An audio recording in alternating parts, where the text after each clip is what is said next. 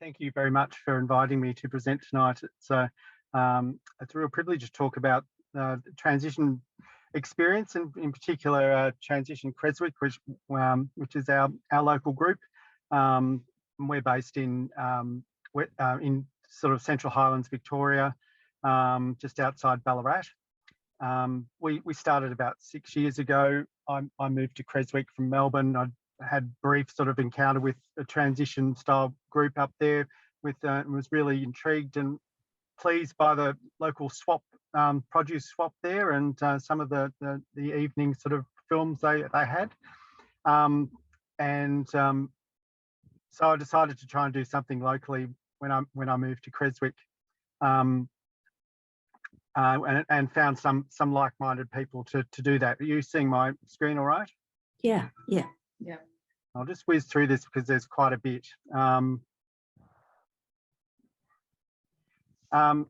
So we've been sort of in a bit of hiatus with COVID. Our group's diminished a little bit, but we're trying to rebuild again at the moment. As you can see, we had a logo design, which we're very pleased about. And that's an example of one of our early produce swaps in the picture there. And we're connected with Creswick Neighbourhood Centre, which is a great facility. It's got a community garden and a pizza oven and a hall, and it's a really great venue that a lot of our events are sort of attached to. The bigger picture for our group is that we're connected with the Hepburn Shire. I'm also have become mayor in the last year, and Hepburn are really pleased that some of our transitions, sort of that idea of connecting community and building resilience is the bigger picture is the networking with other groups in the Shire. So there are other sustainability groups, and just last weekend we had our Sustainable Hepburn launch for that strategy, which I've been involved in, and we managed to get a circular economy officer and a circular sort of model built in through Sustainable Hepburn, but it's also looking at climate mitigation, climate adaptation, waste, and biodiversity as four main themes. So that came through strongly in our community plan and the engagement that we did. It's really great that I think that the transition model can sort of transcend depending on how local you want to be. So part of that is through the connection with the Hepburn ZNet, which is a pilot program in our Shire, which has become a bit of a beacon or a lighthouse, sort of a model for other communities. It's a community transition plan, and it's a collaborative partnership with different groups and organisations. In particular, Hepburn Energy's been pivotal to that, which is a community-owned wind farm. They're moving to a hybrid model. With solar and a battery backup system.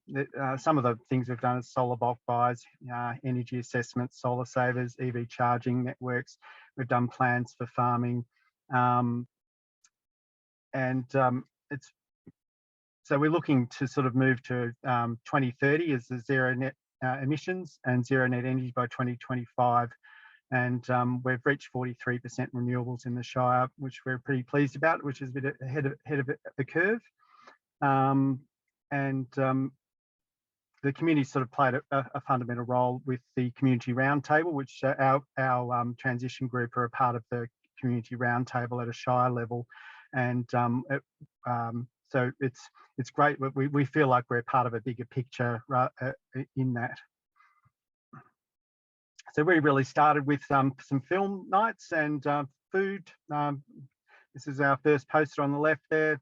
We showed the Transition 2.0 film and had a really good turnout that night, which sort of spurred us on to do other things. So sort of film and discussion nights was one of the first sort of projects that we did for a couple of years. We did talks on co-housing, and we had a really good turnout in the early days. Numbers sort of went up and down a bit, but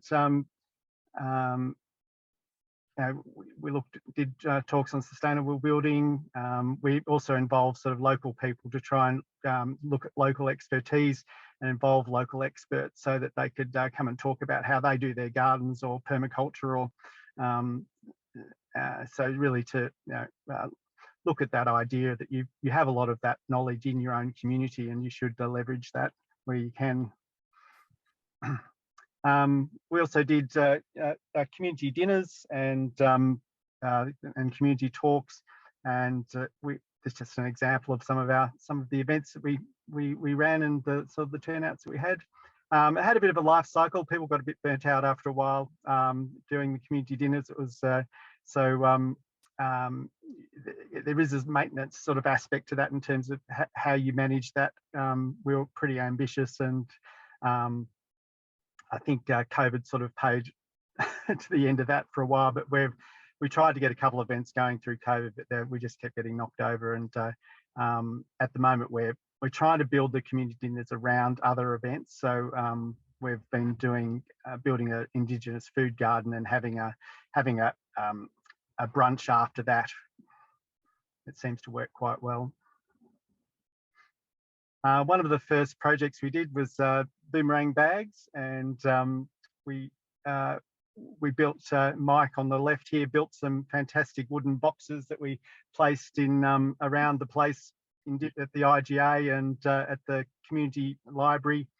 And look, the boomerang bag model, not completely sustainable because the bags tend to disappear and not come back, but it was a really great exercise for a lot of people involved. And the bags actually did work quite well once we introduced just people could drop off their own used plastic bags and other things, so that so there was a bit of a circular sort of use of the boxes in that sense when we broadened the scope of it, and people naturally sort of that couldn't really continue with making bags year on, so that project sort of wound up after a little while.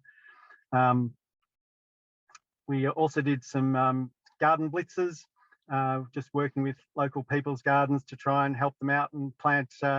The bottom right hand corner, we were working in Amelia's garden to do a veggie bed for her because she was feeling a bit overwhelmed by the weeds, and we did a few of those garden blitzes in the early days. And again, they finding a way to keep that sustainable, it does require a lot of energy, and for a small community, it's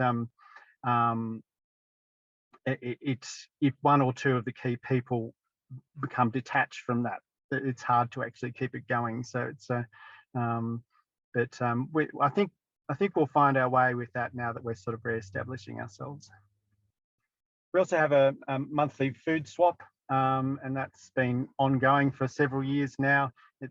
It as well has a bit of a life. We're trying to sort of breathe some life into it. I had a local ukulele group come and play last month, and it was raining very heavily, and unfortunately it hasn't been very conducive with this weather pattern that we've been having. So, but it's been we've just encouraged people to swap, not only fruit and veg, but ideas, and just to come be a bit of a social event, so people come along and just be a part of the community at the back of the neighbourhood centre. And Norm often does his wood-fired pizzas, which has been really, a popular sort of draw card too. But we've had a lot of elders leave our community in the last couple of years, just moving out, and I think COVID's had a big impact on that, or people just. We are in a bit of a harsh climate up here in the Central Highlands. It's very cold a lot of the year, so people often will come in and decide it's not quite for them and go to the coast or somewhere else. But it's we're in a bit of a rebuild phase in that area too. Hi, team. Just to remind you, it's about 7 minutes. All right, thank you. So just one of our community dinners that we tried to do more recently during COVID that didn't end up quite happen.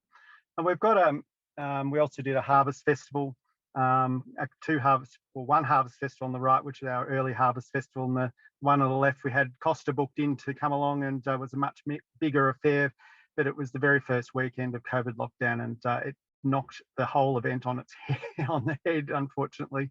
So it didn't ever quite happen, but it was gearing up to be a really great day. And that was in coordination with the Creswick Market, which I coordinated at the time, and we used to run a lot of workshops through that. We're personally involved in the Home Energy Assessment Program. I ran that in partnership with the Shire, Bendigo Bank and Hepburn Wind. And we've done 64 upgrades for home energy efficiency upgrades for disadvantaged people in the Shire. At the moment, we're doing a biodiversity garden, and we've done a walk and talk as part of a $5,000 grant we got through the Shire. And we ran a cultural education workshop event with First Nations, a welcome with school kids, and we did some edible food, Indigenous food presentations. And we're currently planting Indigenous food and fibre garden at the back of the neighbourhood centre, which is part of our one of our current projects. And this is a sort of example of our connection with the market and some of the things that we've done.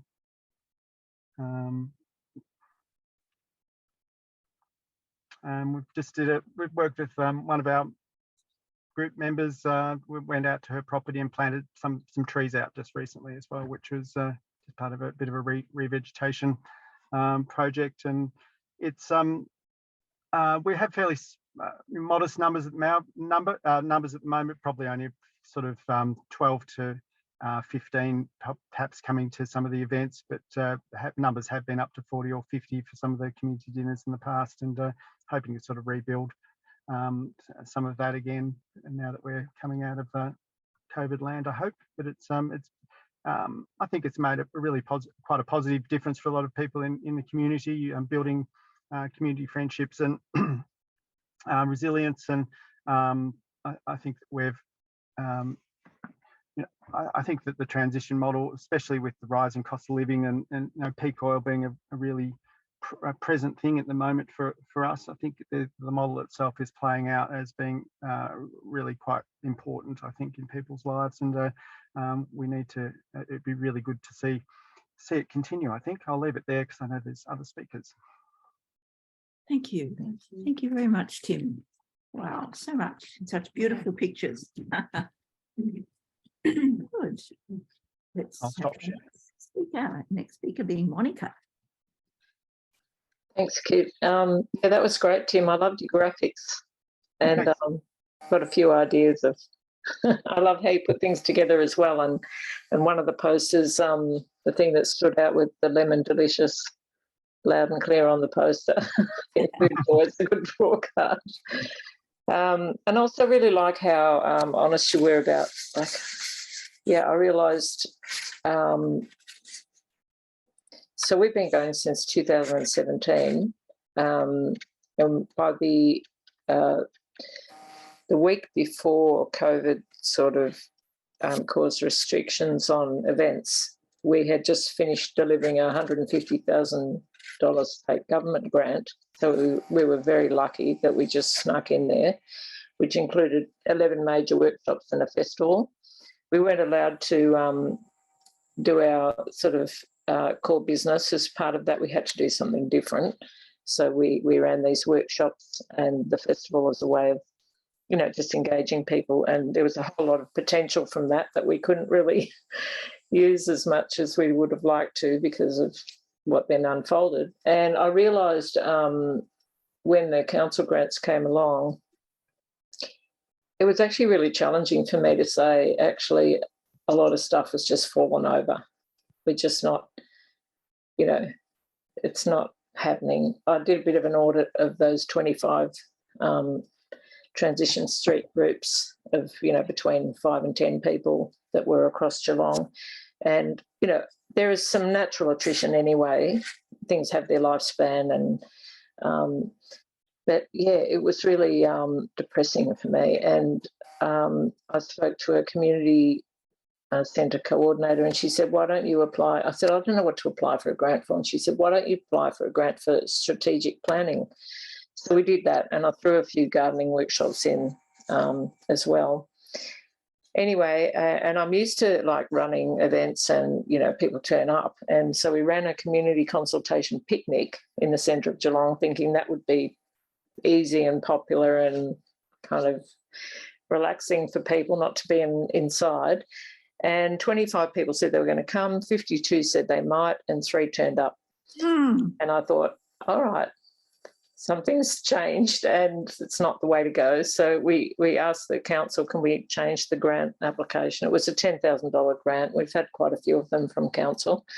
And we worked out with those three and two of us facilitating. It's a no-brainer that, you know, food sovereignty, food security, food is always, from my experience, almost number one in drawing people along. So we decided, my colleagues, also permaculture trained, to run a series of edible garden blitzes, which I've done before anyway, and she has been involved with them as well. And we would use those to do our strategic planning, to engage people and find out what the issues were and what they needed. And as well, that actually combines the gardening workshops. So using the permaculture principle of stacking functions, we did that. I started on that path. And we also combined our original transition street forming strategy of giving the host 200 flyers to invite their neighbours to the blitz, and to, instead of like a perma blitz concept where you have to come to 3 blitzes before you can have your garden blitzes, we really focus more on having a legacy of a local food growing group after the blitz. So supplying the host with those flyers to invite people to the blitz and an ongoing food growing group. And then I would forward to them any other people from their local area who would want to be part of that. So that's what we're currently doing, and it's working well. We're having between 30 and 45 people turn up at each blitz, and finding out what people want. And we're just doing one per suburb. And there have been some tweaks we've needed to make. The hosts have been a bit overwhelmed, and maybe that's part of the post-COVID sort of world as well, that it's easy for people to get overwhelmed because they're just not used to so much activity. And so you're just having to really read the social landscape, I think, more. But it's good. We've got 2.4 thousand people on our Facebook page, and I didn't have a PowerPoint prepared. I somehow dropped the ball there, I think. But I just encourage you, if you want to look at what some of the activity that has happened, to just jump on that, our groups page on Facebook. We're not always about transition streets. We're really about like the topics in a way of, you know, energy and water, and really focus primarily on connection. The coach pointed that out to me a few years ago. It's primarily about connection and then the other things, and that seems to work. That's what people are thirsting for as well. And so we've still got a bit of that grant to deliver, and I applied for 2 more grants, and I'm pretty sure we've got one of them, so we'll find out this month what that is, another 10,000. Luckily we live in a council area that has a bit of money, but also we're lucky because we've got other groups in the community who are fulfilling some of the other functions that a transition group might normally do. So Geelong Sustainability, which I was the founding member of in 2007, and I jumped off that in 2012, they run Sustainable House Day, and they run a lot of the green tech type activities. And then there's Geelong Organic Gardeners, who have bi-monthly meetings and then field trips in between. There's a Boomerang Bags group. There's another Transition Nor Lane group. So we're kind of lucky that we just focus primarily on the kind of real grassroots community connection space, and mainly food. But we can say, you know, hey, there's this other group, you know, go there, or they're having this. And all those groups know that they can post on our Facebook page as well. So that's really cool.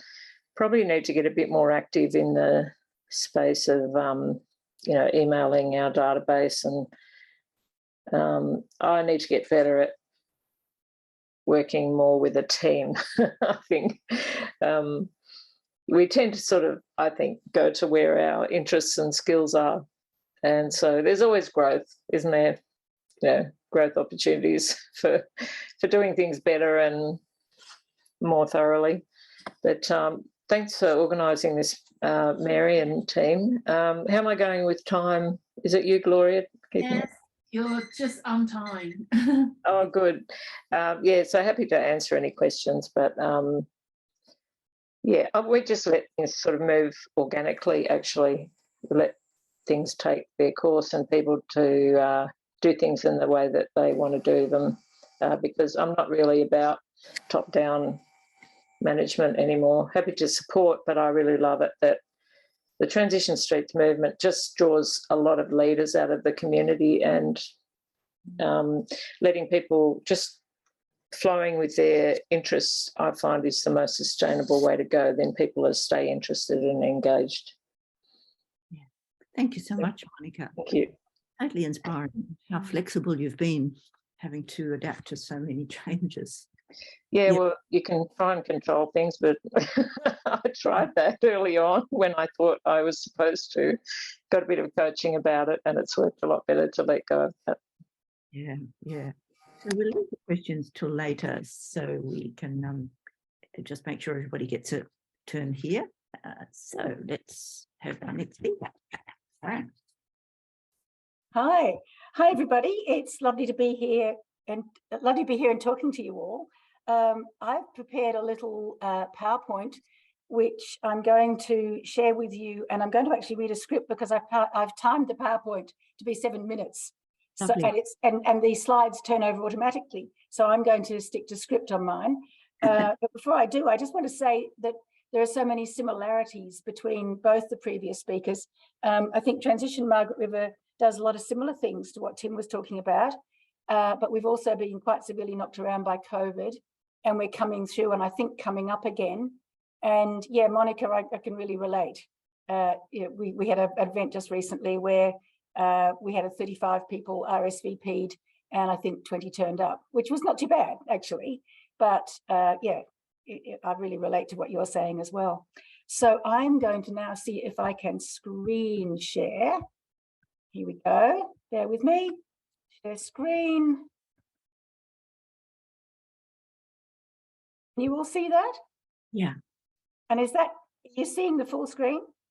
Yes. Perfect. Okay. So I'm going to go for it. Okay. So firstly, I'd like to acknowledge that I'm talking to you from Wodandi Budja, home of the saltwater people, and acknowledge their continuing leadership and caring for country, pay their respects to their elders, past, present, and emerging.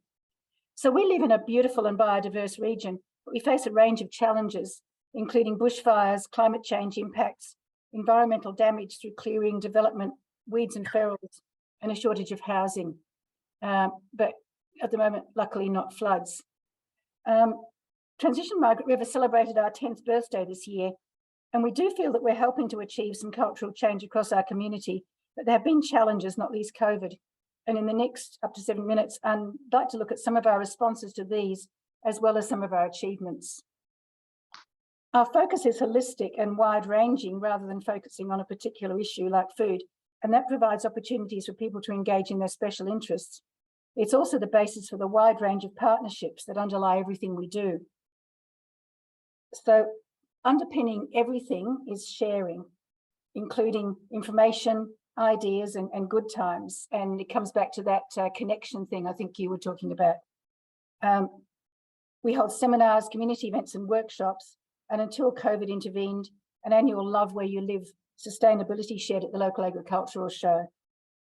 Each year we adopt a theme, a special theme, in addition to our wider activities, and this gives us a focus for our seminars and other events. I'm going to quickly run through some of our themes just to illustrate the range of activities that we engage in. Food, so it's a big one, and a focus on food gives us plenty of opportunity for learning, eating and swapping produce. We held an event in October with a sustainable food theme encompassing talks, a garden produce swap, and a local produce lunch at Fair Harvest Permaculture Farm. We're non-political, but we do make our voices heard on important issues like renewable energy. The idea for Augusta Margaret River Clean Community Energy with their wind farm originated as a Transition Shire community workshop. Water has perhaps been our most successful theme from the viewpoint of engagement. There's so much bad news around, so one thing we did, we felt it was crucial to share good news stories, and our Water Connection Project Snapshot showcased 18 organisations and was very well supported. Like many groups, our volunteers tend to be in the older age groups. Our pavilion at the Ag Show has been an opportunity for young creatives and parents to get hands-on with transition through offering activities for kids and adults.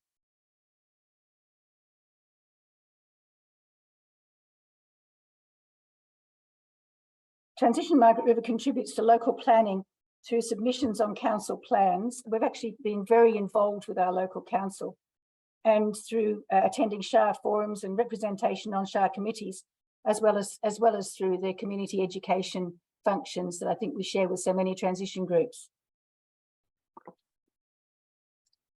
Helping people to live lightly involves changing values and practices. So local models of best practice like the Witchcliffe Eco Village and involving media celebrities like Gardening Australia's Josh Byrne have been a really important way for us to get the message out there.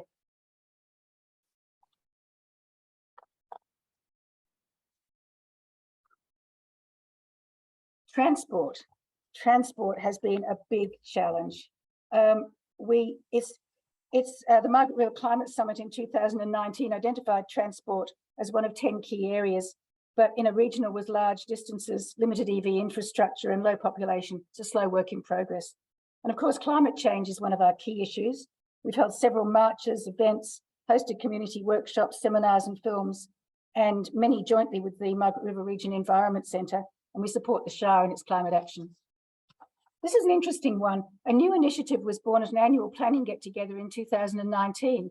It's now an active incorporated group of its own and an example of how transition can evolve and respond to community interests. One of their achievements has been a local natural burial ground. 2 Margaret River Peace Weekends with the Medical Association for Prevention of War and the local Amnesty Group included speakers on issues ranging from nuclear threats to personal refugee stories, taking our thinking beyond transition's local focus. As I said before, partnerships are the way we work. Sustainability seminars are held in partnership with Curtin University and the Augusta Margaret River Shire. The Organic Garden and the Underlup Association are Dandy partners, are key players, and the Shire has often been a funding supporter. Very welcome too. We worked closely with the Chamber of Commerce in the Shire for a full-year localism program in 2020. The campaign included Live Local Month, workshops, seminars, and creative activities. And that was a really inspiring partnership, I think. On the last Saturday of the month, we have a coffee morning and roundtable at the Margaret River Organic Garden, where environmental, social justice and sustainability projects share news, and of course, cake.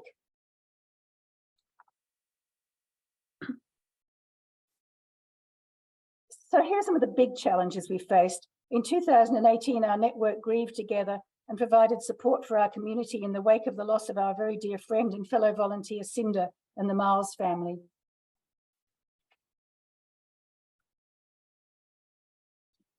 COVID, like a lot of people, put the brakes on our social get-togethers and events. We recognised the strain on our volunteers and leadership burnout, and we formed a new alliance of volunteer groups with some useful outcomes at the time, including, I think, influencing some Shire policies, but the alliance didn't end up with a life of its own.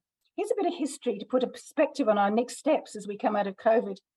When we started, we were one of a small number of local groups with an environmental and sustainability focus, and over time that number exploded. I put on us in yellow so you can see us, but not necessarily because we see ourselves as the hub of everything. Now we think of transition with a big T, that's us, and transition with a small t, meaning the community's transition journey. And there are so many diverse groups and individuals contributing to that transition. So now I think our role is more to provide a narrative for that journey. Where to now? So many of our most active volunteers have moved on to run specific projects. Our core activities currently are roundtable get-togethers, sustainability seminars, and the monthly e-newsletter that shares the news from all the sustainability-related groups. And I'd like to acknowledge Geeta, who's in our group today, who helps me with the newsletter. These word clouds were created a few years ago to illustrate our diversity. So in the new year, we'll have our annual planning get-together to see what people want to do. And I think it's really important to relax and let it just go where it wants to go. When it comes down to it, I think most people volunteer because they enjoy the activity, they want to belong and to feel they're doing a good thing. and we enjoy our social gatherings and hold an annual festive celebration.